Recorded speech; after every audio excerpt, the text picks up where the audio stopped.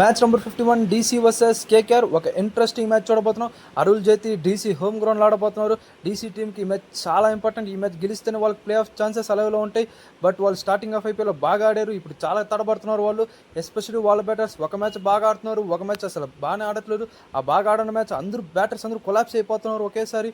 Especially వాళ్ళ captain మంచి ఫామ్లోనే లేడు. ఈ మ్యాచ్ ఫామ్లోకి వచ్చి తీరాలి. అండ్ వాళ్ళ టీంలో కరుణ్ నైర్ డ్రాప్ అవ్వచ్చు, అభిషేక్ పోరల్ ఆడాలి ఈరోజు.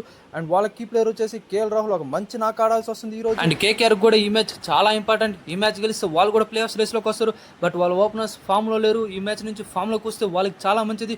బట్ వాళ్ళ మిడిల్ ఆర్డర్ నుంచి రన్స్ వస్తుంది, అదే వాళ్ళకి కీ కాబోతుంది. ఎస్పెషల్లీ రింకు సింగ్ ఒక సూపర్ ఫామ్లో ఉన్నాడు. ఆ ఫామ్ని కంటిన్యూ చేస్తూ ఈరోజు రన్స్ కొట్టాలి. బట్ వాళ్ళ కీ ప్లేస్ వచ్చి సునీల్ నారాయణ అండ్ వరుణ్ చక్రవర్తి ఒక ఎక్సలెంట్ ఫామ్లో ఉన్నాడు, దాన్ని కంటిన్యూ చేయాలి.